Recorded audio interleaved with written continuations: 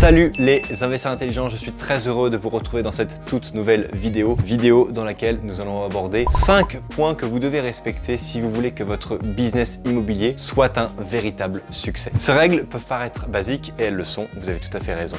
Cependant, si vous ne les respectez pas, alors vous n'aurez que des problèmes. Je vous conseille donc de bien prendre papier et crayon, de bien noter ce que je vais vous dire parce que vous allez voir que certains petits détails peuvent vraiment faire la différence et provoquer votre succès en immobilier. La première des choses que vous devez impérativement respecter lorsque vous visitez une maison ou un appartement que vous avez envie d'acheter pour simplement faire un investissement locatif, eh bien c'est d'acheter un bien dans lequel vous pourriez vivre. Alors peut-être pas vivre toute votre vie, mais un appartement dans lequel vous vous seriez senti bien lorsque vous étiez étudiant par exemple, ou un appartement dans lequel vous pourriez loger par exemple vos parents, votre meilleur ami de manière temporaire. Si la réponse à la question « est-ce que je peux vivre dans ce logement pendant 6 mois » est oui, alors vous êtes en train d'acheter un appartement, ou en tout cas vous êtes en train de visiter un appartement qui correspond à vos valeurs, à votre éthique. Vous n'êtes donc pas en train de faire une opération de marchand de sommeil et c'est très bien. Je vous dis ça parce qu'on peut très vite être tenté d'acheter des biens immobiliers qui vont peut-être coûter 60 000 €. Vous allez avoir des locataires qui vont toucher une grande part de leur loyer en prestations sociales. D'ailleurs, ce que je peux vous recommander ici, c'est d'éviter de prendre des locataires, ou en tout cas si vous avez le choix,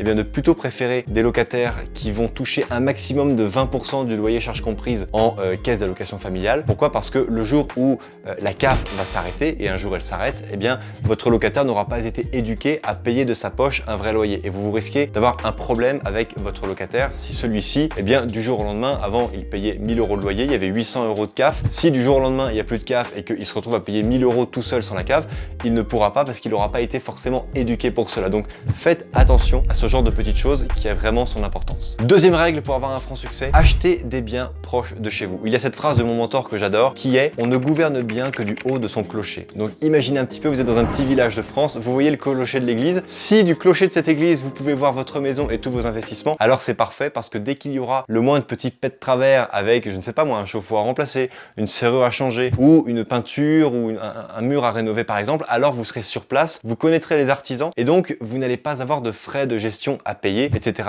pour une agence immobilière qui pourrait gérer les travaux pour vous. Alors évidemment, si vous habitez dans Paris intramuros, il n'y a rien de rentable dans Paris intramuros, il faudra donc aller en proche couronne, donc là on sera plus dans l'image du clocher et du petit village, mais vous serez en tout cas à moins d'1 heure de transport de votre bien locatif et c'est vraiment la durée maximum que je vous conseille de respecter. Même si vous habitez à Nîmes et que vous voulez investir à Montpellier, bon bah là il y a moins d'1 heure de route, donc c'est ok, vous pourrez le faire. Mais si il y a 1 heure ou 1 heure et demie de transport en commun, plus après il faut louer une voiture pour aller vous rendre à votre investissement parce que vous habitez à Paris et vous avez acheté un bien à Montbéliard par exemple, eh bien il y a des durées de transport qui vont être très longues et lorsqu'il faudra faire les allers-retours pour gérer les travaux, pour faire rentrer les locataires, etc., eh bien ça va être très chronophage pour vous. Et moi ce que je vous recommande vraiment pour votre tout premier investissement, c'est de le gérer vous-même. Donc achetez près de chez vous, respectez au minimum une rentabilité brute de 7 à 7,5%. Pourquoi 7,5%? Parce que à 7,5% brut, vous allez respecter la règle des 70% et donc vous serez à l'autofinancement. Si vous voulez des biens plus rentables, choisissez-les plutôt près de chez vous parce que la rentabilité, ça va être aussi votre implication dans la gestion du bien qui va faire que ça va être rentable. Forcément, s'il n'y a pas une société qui vient et qui gère pour vous les entrées, les sorties, les états des lieux, etc., eh bien c'est du temps que vous allez passer vous, c'est pas forcément très long, c'est peut-être 2 ou 3 jours dans l'année, mais vous allez gagner des centaines voire des milliers d'euros à chaque opération parce que lorsque vous avez un loyer de 1000 €, lorsque le locataire rentre dedans, eh bien lui il doit payer 1000 € d'honoraires à l'agence immobilière, mais l'agence immobilière demande 1000 € aussi au propriétaire. Donc en fait, lorsque une agence immobilière fait rentrer dans un bien locatif qu'elle a en gestion un nouveau locataire, elle fait payer des honoraires au propriétaire mais également au locataire. Donc l'agence immobilière est gagnante sur les deux tableaux. C'est très important si vous voulez chercher vraiment à faire de grandes économies de gestion. Également, vous devez voir votre investissement immobilier comme un véritable business. Ce qui veut dire que vous devez vous concentrer sur les rentrées d'argent et vous focaliser également sur les sorties d'argent. Pourquoi? Parce que la différence, c'est pour vous. Alors, il y aura toujours de la fiscalité, ça, on n'y peut rien, mais vous devez de l'optimiser. Est-ce que vous allez louer en SCI? Est-ce que vous allez louer en LMNP ou en LMP? Régime réel, régime micro? Non, je préfère plutôt faire une SCI à l'IR qui va être fiscalisée au titre des revenus fonciers, etc. Vous devez absolument maîtriser les notions fiscales car la fiscalité a le droit de vie et de mort sur votre investissement. Mais ce que je veux vous dire par regarder ça comme un véritable business, ça veut dire que vous devez chaque année renégocier l'assurance de votre crédit.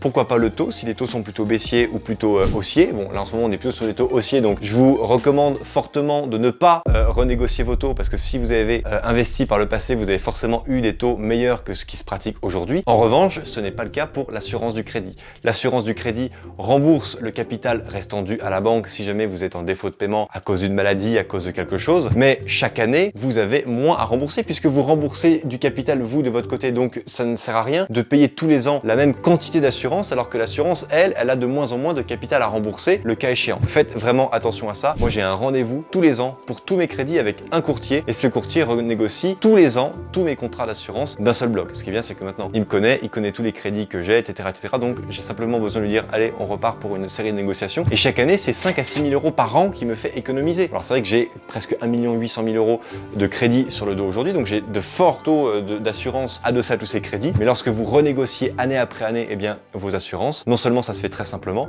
mais les assurances comprennent bien que oui, effectivement, plus on avance dans le crédit, moins on a de capital à rembourser en cas de problème, eh bien, de celui qui a contracté le crédit. Donc, il est normal que la participation mensuelle sur le reste à charge des crédits liés aux assurances baisse année après année. Mais là, je ne vous parle que des dépenses. Il y a aussi les entrées d'argent que vous devez optimiser. Si vous avez un locataire et que vous dites non, c'est bon, le loyer est cohérent, je ne vais pas l'augmenter, mais si vous avez le droit d'augmenter en suivant donc l'IRL, l'indice de révision annuelle des loyers, de 4 ou 5%, vous devez le faire. Et c'est important parce que si vous n'appliquez pas l'IRL pendant 3, 4, 5 années d'affilée, eh bien votre loyer, au lieu d'être à 680, il va rester à 600 euros. Mais si vous, un jour vous faites rentrer un autre locataire et que là, le loyer cohérent au marché est de 700 ou 750 euros, vous devrez faire des travaux de manière obligatoire pour prouver pourquoi est-ce que vous souhaitez passer de 600 à 750 euros pour augmenter le loyer de 150 euros. Mais s'il n'y a pas lieu de faire des travaux parce que l'enveloppe énergétique est bonne, parce que l'appartement est en très bon état et parce que tout simplement il n'y a pas lieu de faire de travaux, eh bien vous ne pourrez pas le faire. Donc appliquez chaque année l'indice annuel de révision des loyers. Pourquoi appliquer annuellement la revalorisation des loyers? C'est parce que si d'une année à l'autre vous passez de 1000 euros à 1040 euros par exemple, eh bien c'est 40 euros par mois en plus, donc ça va vous faire 480 euros, mais pendant 10 ans, 20 ans, 30 ans. Et après, 40 euros, encore 4%, encore 5%, etc., etc. Vous devez donc être très vigilant par rapport à ça. Lorsqu'on a un bien qui est géré en agence immobilière, ils le font de manière automatique. Mais lorsqu'on le gère de manière personnelle, souvent on ne sait pas trop comment calculer l'IRL. Vous allez sur internet, vous tapez l'ancien loyer et vous mettez le nouveau, ça va vous le calculer tout seul et ça vous l'appliquez. C'est marqué dans votre bail de location que le loyer est revalorisé année après année et au moins de cette manière-là, eh bien vous ne perdez pas et votre rentabilité augmente puisque vos mensualités de crédit vont rester les mêmes année après année dans le cadre d'un crédit amortissable, alors que lui, votre loyer va augmenter. On appelle ça l'augmentation du rendement net pluriannuel. C'est parce que année après année, votre loyer va être de plus en plus élevé, alors que vos charges, elles, vont rester fixes. Je parle des charges de crédit, les charges de copropriété, etc. Celles-ci peuvent aussi monter. En général, elles suivent la même courbe de croissance que les loyers. Si ce conseil vous a plu, n'hésitez pas à donner un gros pouce bleu sur cette vidéo. Également, une autre grosse astuce pour optimiser votre business immobilier est de conserver chaque bien liquide et bien unique chacun. Ce que je veux dire par là, c'est que lorsque vous allez acheter un lot de 2 appartements, eh bien vous avez bien 2 appartements bien distincts. Et si un jour vous voulez vendre l'un des 2 appartements, alors vous vendez le lot complet. Mais si vous avez acheté un grand appartement que vous avez coupé en 2 et que l'appartement n'a pas été coupé officiellement en parcelle cadastrale, alors vous serez obligé de revendre la totalité. Pareil, si vous achetez un bien immobilier et que vous avez 3 ou 4 biens dans une SCI, eh bien c'est un peu plus compliqué de vendre un bien qui est dans une SCI. Alors, ça n'est rien forcément de compliqué, mais si vous avez que des biens en propre et que vous avez une SCI par bien, alors c'est beaucoup plus simple lorsque vous voudrez revendre un seul bien immobilier parce que c'est ce bien-là qui est dans cette société-là, dans cette SCI-là. De cette manière, c'est beaucoup plus simple. Donc, veillez bien à ce que chacun de vos biens immobiliers soit bien indépendant. Et si vous devez hériter d'un bien immobilier de la part de vos parents, vos gros-parents ou d'un oncle, eh bien, vous créez une SCI, si c'est votre volonté de vouloir investir en SCI, afin que ce soit cette SCI qui puisse accueillir ce bien. Dans ces cas-là, cette personne qui décède, eh bien, elle aura mis le nom de la SCI pour donner le bien. Bon, ça peut se faire aussi après le décès de la personne en particulier. Ce sont des choses qu'il faut voir avec le notaire, parce que ce soit pour vous ou pour votre SCI, étant donné que c'est une société civile, eh bien, il n'y a pas beaucoup de différence par rapport à ça. Mais gardez bien à l'idée que si vous voulez garder une grande liquidité et une grande flexibilité pour arbitrer rapidement vos biens immobiliers, que ce soit à l'achat ou à la revente, c'est beaucoup plus simple de les gérer lorsqu'ils sont tous complètement indépendants. Et ça permet ensuite de corroborer le 5e point, qui est le fait de dire que si on veut investir sur du moyen ou du long terme, on doit impérativement optimiser la fiscalité. Et l'optimisation de la fiscalité, elle se fait même avant le projet. Ce qui veut dire que lorsque vous allez acheter un appartement, vous devez tout de suite savoir si c'est un investissement qui va vous générer de l'argent, d'accord? Donc sur le très long terme, dans ce cas-là, il vaut mieux essayer de le faire soit en LMNP réel, soit en société civile civil ou en société par action simplifiée fiscalisée à l'impôt sur les sociétés. Attention parce que si vous faites trop de LMNP, de location meublée non professionnelle, vous allez dépasser un plafond qui va vous mettre dans la catégorie des loueurs meublés professionnels, ce qui veut dire que la totalité de vos loyers, charges comprises, constitue vos revenus majoritaires. Dans votre foyer, vous gagnez 50 000 € par an, mais vous avez 51 000 € de revenus locatifs issus de location meublée, alors vous allez passer en LMP avec justement des prélèvements sociaux, possiblement de la TVA, bref, toute l'artillerie fiscale française que l'on connaît peut vous tomber dessus. Donc faites attention de toujours bien mesurer quel va être l'impact fiscal de votre appartement ou de votre investissement locatif. Et de l'autre côté, si vous faites des appartements qui vont peut-être être un petit peu moins rentables, mais qui sont beaucoup mieux placés et beaucoup plus chers à l'achat, mais qui ont un potentiel de prise de valeur beaucoup plus forte, alors dans ces cas-là, il vaut mieux les acheter en propre. Certes, vous allez avoir plus de fiscalité sur l'exploitation, mais vous aurez beaucoup moins de fiscalité si vous revendez par exemple au bout de 30 ans. Là, il n'y a plus aucune fiscalité sur la plus-value.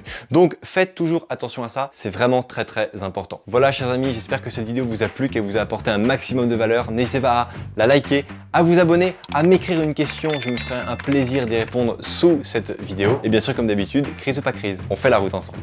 Ciao!